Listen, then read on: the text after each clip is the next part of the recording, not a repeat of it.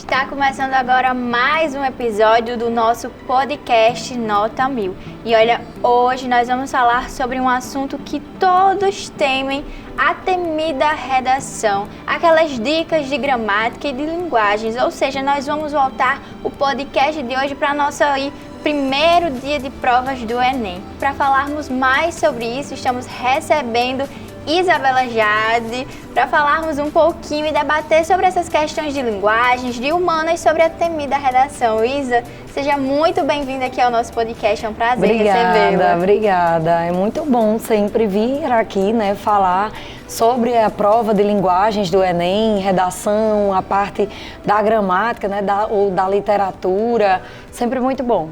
Ela que é nossa professora aí do Nota 10 de linguagens, vem carregando e trazendo essa bagagem sobre a redação, sobre a área de linguagem, né, gramática. E para começar aí com temido aí redação, que a gente vai falar um pouquinho sobre os temas. Aí nessas tantas possibilidades, nessas áreas sociais, culturais, qual é a aposta das temáticas ou dos eixos temáticos para esse ano? Gente, falar de temas, de eixos temáticos para o Enem é sempre algo muito amplo. Sim. A gente tenta fazer um recorte para poder mostrar ali um caminho para o aluno seguir, né, para ele não se sentir tão perdido. Mas é sempre muito amplo porque o Enem é aquela caixinha de surpresas em relação ao tema da redação. A gente não sabe exatamente o que é que o Enem vai cobrar, né? Principalmente quando vai se aproximando da prova, aí muito aluno fica, mas professora, eu acho que o Enem, o INEP deu uma pista. Sim. Gente, eu não aposto muito nessas pistas que vão dando ao longo dos anos, não. Eu acho que sim, a gente trabalha ali todo ano, né, os eixos temáticos possíveis, praticamente todos os eixos temáticos que a gente aposta, né, como trabalho, saúde, meio ambiente, eixos que são voltados muito para a questão social. Eu acho que é uma grande aposta de todos os professores, né, da galera aí que está na área da redação. Mas saber ali de fato o que é que vai cair, é a gente mais não complicado. sabe. É uma caixinha de surpresas mesmo. Então a gente vai ali tentando trabalhar o máximo de temas possíveis, né? Para que quando caia, a gente, esse já aí tá foi preparado. trabalhado, o meu aluno está preparado. Sim. E tem algum tema, assim, que o Enem, ele não costuma cobrar ou que, vamos supor, já esgotou ali as interpretações que ele poderia ter ou não há essa restrição? Não, eu acho que o Enem, ele se fosse personificado, Sim. seria uma pessoa mente aberta, né? E que está ali disposto a debater sobre qualquer temática que seja pertinente, né, para a nossa sociedade, para a questão social. Então, não tem nenhum tema que a gente olhe e diga, eu acho impossível cair isso na temática, né, da prova de redação. Então, a gente trabalha realmente todos os eixos temáticos possíveis. Então, se estão tantas possibilidades, são muitos eixos temáticos que esse aluno ele tem contato e que pode ter contato na hora da prova.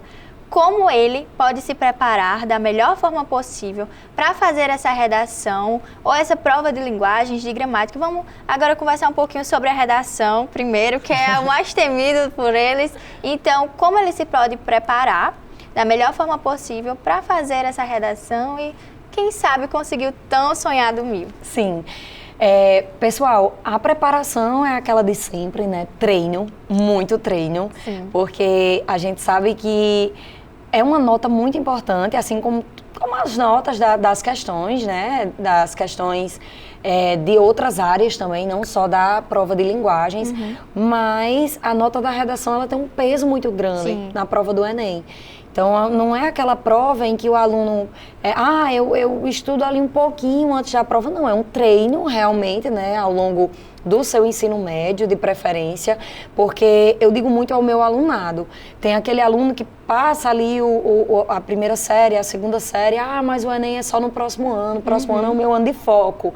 Não, o interessante é que comece a estudar, né, as características do texto dissertativo argumentativo logo no iniciozinho do ensino médio. E ali ele vai agregando repertórios, vai entendendo o que é que o Enem cobra em termos de formatação, em termos de regras, né? Uma dica que eu sempre dou para os alunos, e quando eu posso eu passo também em sala de aula, é a leitura da cartilha do participante. Né? O Enem disponibiliza a cartilha do participante, ela está sempre sendo atualizada, e a parte de redação, de forma muito específica, né? Se tiver alguém aí de casa que não tenha ainda lido a cartilha do participante, é uma dica muito boa. Certo. Porque vem vários, o que é discrepância, o que é que está cobrando, o que é que vai ser avaliado dentro da competência 1, o que é que vai ser avaliado dentro da competência 2, 3, 4, 5. O que é que faz com que eu perca ponto nessa competência, que eu tire 80 pontos e não tire... Né? Então, assim, é uma dica muito valiosa. Então, entender a prova, né, primeiramente, a estrutura do texto, né, tem aluno, já teve aluno que olhou e disse, mas professora, eu preciso obrigatoriamente fazer 2 parágrafos, né, porque ele já vem do 9º ano, do Fundamental 2, né, com o costume de fazer ali aquela redação de introdução, desenvolvimento e conclusão. Então, como o Enem traz aí uma característica de trazer 2 parágrafos argumentativos, né, um para cada tese que você vai desenvolver, a gente diz assim, então, às vezes, muito aluno tem dificuldade de desenvolver, né, tanto o D1, que é o desenvolvimento 1, quanto o D2. Então, treinar bastante para trazer ali 2 desenvolvimentos bacana. Então, é isso. Então, a gente percebe que também é importante saber a estrutura da prova, conhecer a prova em si, porque muitos estudantes, eles focam mais no conteúdo e esquecem que também a estrutura pode ser uma dica. Exatamente. Então, eu aposto muito, ao mesmo tempo que a gente opta por trazer ali uma aula com eixos, com possíveis temáticas, né, possíveis. A gente foca muito também na estrutura, né? Como, qual o contexto eu vou trazer ali em meio à minha tese, qual contexto eu vou... Qual é a melhor estratégia argumentativa que eu devo abordar? Onde é que eu vou usar o meu repertório? Então, tudo isso entra na questão da elaboração do texto, que é muito importante o aluno treinar, né, ao longo do ensino médio. Sim. E em relação justamente a esse treino, a essa estrutura, qual seria uma estrutura, digamos, correta até então, para esse aluno desenvolver e, quem sabe, conseguir o 1000? Tem essa estrutura que você falou, tem a introdução, os 2 desenvolvimentos e a conclusão. E aí, quais seriam os passos que esse estudante deveria fazer? Pronto, excelente pergunta, Ana Lisa, porque tem muito aluno que tem muito repertório sociocultural, né, e não sabe ali como organizar aquele texto. Então, na introdução, eu indico sempre ele trazer ali uma alusão cultural, uma alusão histórica, para poder fazer a contextualização temática, né? Tem muito aluno que gosta de fazer a nacionalização, que é algo que eu gosto dessa aposta na introdução, né? Que é trazer o problema para o Brasil. Certo. Isso seria a nacionalização. Lembrando que o Enem é o exame nacional do ensino médio. Então, sempre a temática vai focar muito na nossa realidade, né, na sociedade brasileira. Então, tem muito aluno que, após trazer ali uma alusão cultural, uma alusão histórica, para começar a contextualizar o tema, né, trazer ali informações para o tema, ele faz a nacionalização, que é algo que eu indico, e, em hipótese alguma, esquecer das teses. Né? Que é o que você vai defender em cada parágrafo. Basicamente, a deixa do que você vai falar em cada parágrafo, do que você vai desenvolver, do que você vai defender. Nos parágrafos de desenvolvimentos, não esquecer, em hipótese alguma, né, de sempre reforçar a argumentação de vocês através de um repertório. Então, é muito importante reforçar a tese, né, a argumentação através dos repertórios.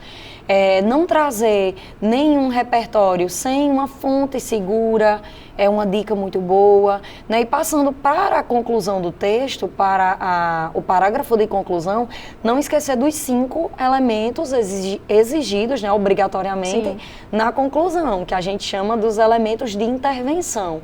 O agente, a ação, o meio, modo, detalhamento, efeito. Então, entendendo essa estrutura, né, e ao longo do texto, por favor, galera, não esquecer dos conectivos, né? Que é uma das competências avaliativas na prova de redação e que vai cobrar ali, avaliar durante o texto todo. Tem muita gente que foca na C1, né? Ai, Jade, mas a C1 é difícil. Professora, a C1 eu não consigo fechar a C1. Realmente, de fato, a C1 é muito difícil, né? Que é a competência que puxa aí para a gramática.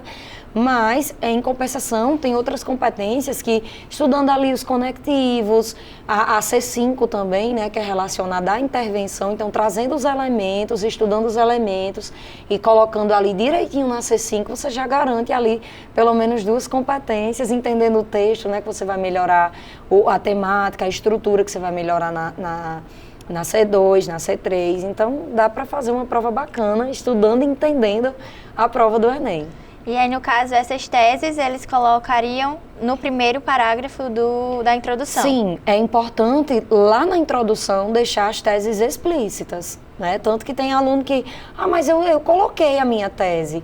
E eu sempre peço para que eles deixem a tese explícita. Certo. Né, para que o corretor olhe e diga, não, entenda, eu realmente identifiquei aqui que o aluno trouxe a tese, que é algo muito importante para a prova do Enem de redação, né? Tem um número máximo de teses que ele pode abordar? Eu sempre indico o aluno colocar 2, né, já que ele vai desenvolver 2 parágrafos de desenvolvimento, né? Então, que ele coloque 2 teses. Então, eu sempre peço para o aluno deixar pelo menos 2 teses explícitas. E aí, ele tem que responder as teses ao longo do desenvolvimento e também na conclusão, isso? Na conclusão, né, que é algo até que a gente já falou nas aulas, viu, galera? Volta aqui para as aulas. Volta para o Nota 10. Volta para o Nota 10, isso. Que vai ser bem oportuno para vocês. Eu até já falei, né, que eu não indico trazer, foi até uma das nossas últimas aulas do Nota 10, que a gente falou sobre repertórios, brevemente, né? E eu até falei que não era indicado trazer um repertório para a conclusão. Certo. Conclusão, como o nome já diz, né, a gente pode se apegar à nomenclatura, é para concluir, de fato, o texto. Então, o que você pode fazer é retomar. Certo. Retomar um repertório, né, retomar a sua tese, mas fazendo uma síntese para fazer o fechamento, realmente, a conclusão da prova, do texto. Entendi. E aí tem muitos estudantes que eles vão com repertórios prontos e estruturas de redações prontas, porque a gente sabe, aí tem no YouTube, no TikTok, tem muitos modelinhos de redação pronto. O que é que você acha desses modelos? Os famosos repertórios coringas, que dividem muitas opiniões, né? Já tiveram aí vários debates entre professores, alunos, acerca desses repertórios coringas. Bom, gente, não é que não possa usar o repertório coringa, certo? Até aquele aluno que tem muita dificuldade, que quando se apega a um repertório coringa, né, e usa ali em todos os textos, não é que não possa. Mas realmente esses repertórios coringas, eles acabam ficando muito clichês. E o corretor, ele vai saber que se trata de um repertório coringa.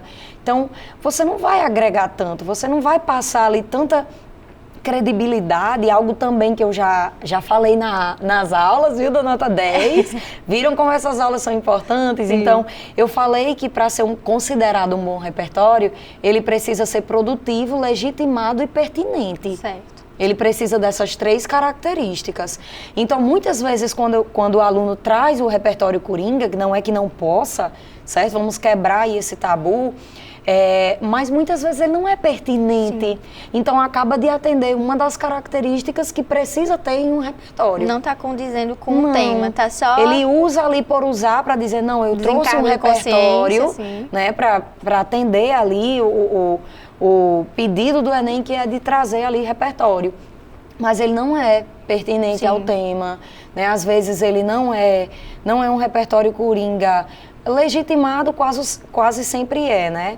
Mas pertinente, enfim, que dê ali, seja produtivo, né? Pertinente, legitimado, produtivo. Ele não é tão produtivo para o aluno desenvolver ali uma argumentação consistente, que esse é o objetivo do repertório, né? Fazer com que o aluno desenvolva reforce a tese, traga ali uma argumentação consistente. Então, não sou muito fã dos repertórios coringas, né?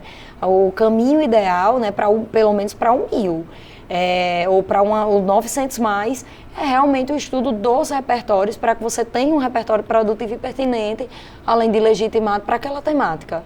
E aí, em relação aos erros que esses estudantes podem estar cometendo ao tentar escrever essa redação, quais seriam os erros mais comuns e que vocês percebem que devem ser evitados? Pronto, vou começar ali pela primeira série, Pronto. Né? Pela primeira série e a gente vai seguindo ali até a terceira. Os erros que os alunos mais cometem, pelo menos na primeira série, eu acredito até que por uma adaptação da tipologia, né? Do texto dissertativo argumentativo. Eles acabam utilizando muito nossa sociedade, o que nós precisamos. Então, esse nós é um erro muito, muito característico, né, dos alunos que estão ali começando a treinar para o texto dissertativo argumentativo do Enem. Sim. Então eles vão melhorando, vão entendendo, passam ali, terminam ali a primeira série já entendendo que eles treinam muito até o 9º ano o artigo de opinião. Sim. E o nós, é muito característico, né, nesse tipo de texto. Então eles levam isso também para o texto dissertativo argumentativo. Quando eles entendem que isso não pode, né, isso não é permitido no texto do Enem, eles começam a cometer erros mais estruturais, como relacionados a competências. Por exemplo, não colocar os conectivos. Então, eu sei que não pode mais o nosso, eu sei da estrutura, mas na própria escrita, ao longo da escrita, né? Então, ele vai esquecendo ali algum elemento da intervenção. Então, são os erros mais comuns, com certeza, que os alunos fazem. E aí, como esse aluno que está desenvolvendo e treinando, ele pode aumentar aí a argumentação dele, ou como ele pode treinar no dia a dia esse repertório sociocultural? Quais são as dicas que vocês passam para eles? Sim, gente, olha, é tão fácil. E não é papo de professora não, viu? Sim. Não é papo de professora. Mas hoje, principalmente com as tecnologias, né? Que também até é um eixo que a gente vem trabalhando bastante, esse eixo da tecnologia. Com essas tecnologias, o aluno tem um acesso ao repertório muito rápido, de uma maneira muito fácil, né? Ele coloca ali no YouTube, ou até numa própria Netflix, numa plataforma de streams qualquer, no Spotify. Então, ele coloca ali o podcast ou qualquer outra coisa, ele vai estudando e fazendo outras atividades que ele tem ao longo do dia. Sim. Eu digo muito aos alunos, olha, vocês podem treinar estudando repertórios. Sim. E eles, como? Bota ali no Spotify um podcast bacana, que tem ali um eixo, né? Um podcast sobre meio ambiente, um podcast sobre um eixo social. Vai ali treinando, ouvindo, coloca o fone e vai ali um filme. Eu digo, olha, vocês vão ao cinema, assistem a um filme. Então, vocês já podem ficar atenta ao que você pode extrair daquele filme que dá para usar como repertório. Sim. Então, uma música, né? Hoje em dia a gente tem muita música com teor crítico, com teor social. Então, uma música, um podcast, você ouve ali em qualquer parte do seu dia.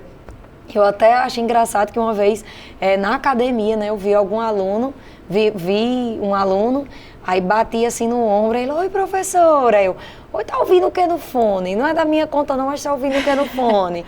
Uma musiquinha aqui, minha playlist, por que não tá ouvindo o podcast? Estudando aí, uma dica ali na hora do treino. Treinando, né? Não tá treinando trabalhando a mente e o corpo ao mesmo tempo. Vou colocar. E colocou, né? Depois até, a professora funciona. Sim. Agora eu adotei essa medida. Então é muito fácil estudar hoje. Estar atento a notícias, parece assim um papo clichê, nessa questão de estar atentos a notícias, mas não é. Sim. Não é. É fácil, então, hoje em dia, aumentar também um pouco o vocabulário. São muitas possibilidades, muitos acessos. Muitas possibilidades. E a gente também tem que treinar um pouquinho o que a gente acessa, não é? Porque não adianta nada também a gente só consumir conteúdos que não têm relação com o Enem, se o nosso objetivo é passar no Enem, é fazer uma redação boa, que vai nos ajudar aí nessa nota, para auxiliar a gente a conquistar essa vaga na faculdade. Isso. Não que você abdique totalmente de ouvir músicas que você goste, um filme mais besterol, né, que não tem ali nada que possa extrair para uma temática. Não é isso, não se trata disso. É tirar um tempinho para você estar fazendo uma atividade dessa e, consequentemente, estudando. Então, aí a dica é mais voltada também justamente para algo que eles gostem de fazer. Isso. Que dá para associar também o estudo juntar o útil ao agradável. E aí, falando um pouquinho dessas competências, os corretores do Enem, o que eles buscam encontrar em cada uma dessas competências que o estudante discorreu ao longo da redação? Sim. O que os corretores buscam é essa questão do aluno atender o que essas competências estão pedindo. Certo. Tem muito aluno que, eu sei que a competência 5 é a competência que a gente liga diretamente à gramática, né? Ou eu sei que ou eu sei que a 5 é a competência que está sendo ligada diretamente aí à intervenção. Sendo que às vezes ele não traz ali tudo que a competência está pedindo. Sim. Ele sabe, né, ele traz ali a competência 5 é a que a gente se dedica à questão da intervenção, tem os elementos, mas não traz ali todos. Então o que o corretor espera é que ele siga o que a competência está pedindo. Lá na intervenção, os elementos são 5 elementos, então espera que o aluno traga ali os 5 elementos, né? Que a competência 5, ela quer um texto com ou um desvio no máximo, ou 2, ou nenhum desvio, né? Então ele espera isso, que realmente o texto esteja de acordo com a competência da íntegra. E aí, em relação ao tempo, ao planejamento, como esse aluno está? Ele estudou todo ano, fez muitas redações, se preparou com diversos temas e chega na hora da prova. Como ele administra esse tempo? Tem alguma dica de, começa primeiro pela redação, escreve primeiro a introdução, depois volta para responder algumas questões? Tem alguma dica, um macete para eles? Pronto, a questão que eu sempre digo, né, eu peço aos alunos, é trabalhar com o treino com o cronômetro. Para ter uma noção de quanto tempo você está gastando, não só na redação, mas também puxando um pouquinho para a prova de linguagens, para as próprias questões. Né? Ele treinar ali quanto tempo ele está respondendo, por exemplo, 10 questões, eles conseguem responder em quanto tempo. Já a redação, em quanto tempo ele consegue escrever.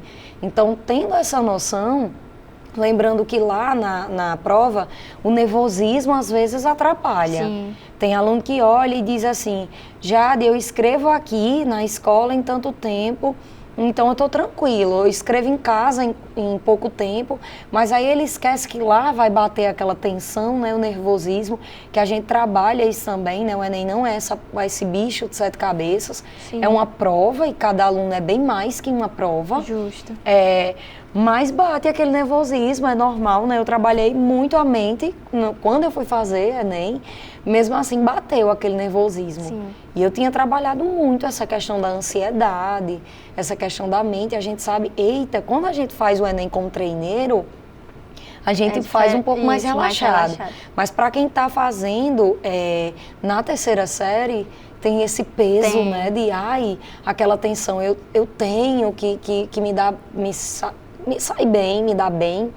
Então bate aquela tensão. Então trabalhar o treino, né, com o cronômetro, para saber quanto tempo. Então tem aluno que, eu demoro mais um pouquinho, então eu começo pela redação, né, e depois vai para as questões, analisando sempre a proficiência das questões, quais seriam as de níveis fáceis, difíceis e medianos, para poder começar pelas fáceis.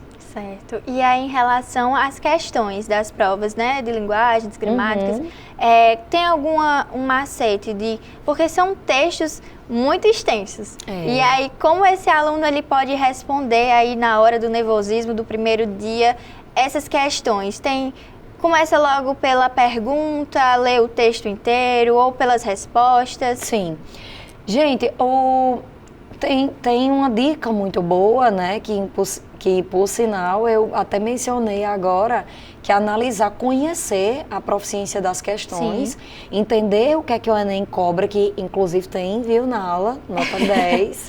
Sempre vai ter a nota 10. As questões fáceis são aquelas que envolvem a língua estrangeira, Certo. né, o inglês ou espanhol, elas são consideradas como questões fáceis, questões que envolvem minorias. Então, sempre ali uma questão, o aluno identificou. Então, provavelmente, aquela questão o Enem coloca como fácil, nível fácil. As questões de gêneros, tipologias textuais, o Enem classifica como medianas. Certo. E as questões de níveis difíceis são essas que envolvem textos muito longos, poemas. Então, o Enem o aluno sabendo identificar isso, ele já procura as questões de níveis fáceis. Porque o Enem é uma prova qualitativa. Certo. E não quantitativa. Então, é muito melhor que ele acerte as de níveis fáceis. Certo. Porque é uma prova qualitativa. Então, fazendo isso, é uma dica muito boa para que no dia, né, ele passe direto para essas questões fáceis, para depois passar para as medianas e difíceis. E para o aluno que tem dificuldade quando os textos são mais longos, ele pode ir para o comando, ver o que é que o comando está pedindo, o que é que ele vai cobrar lá do texto da questão, né, do enunciado da questão, e já voltar para o enunciado sabendo o que é que a questão pede. Certo. Então, é uma dica muito boa também. Entendi. Então, é realmente analisar, também durante os estudos, ele teve uma noção, porque ele tem acesso os cadernos de prova, né, dos outros anos. Então, eu acredito que também durante essa fase de estudos, ele pode treinar como ele acredita que responder a prova vai ser melhor no dia. Isso, Tendo exatamente. esse treino, justo. Exatamente. Estudar por provas anteriores, né? Apostas de eixos temáticos para provas anteriores também é algo muito interessante. E aí esse aluno chega lá no dia da prova tentando responder essas questões. Em relação à redação, vale a pena ele decorar citações?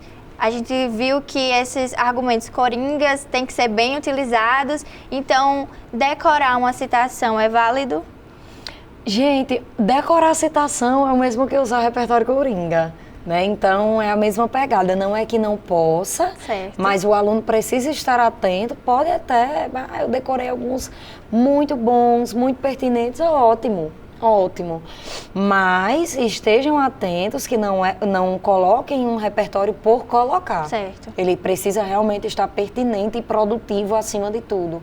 Então, tem uns que realmente se encaixam ali em várias temáticas e não são tão clichês, né? Que a gente trabalha ali ao longo do ano, então não tem problema nenhum.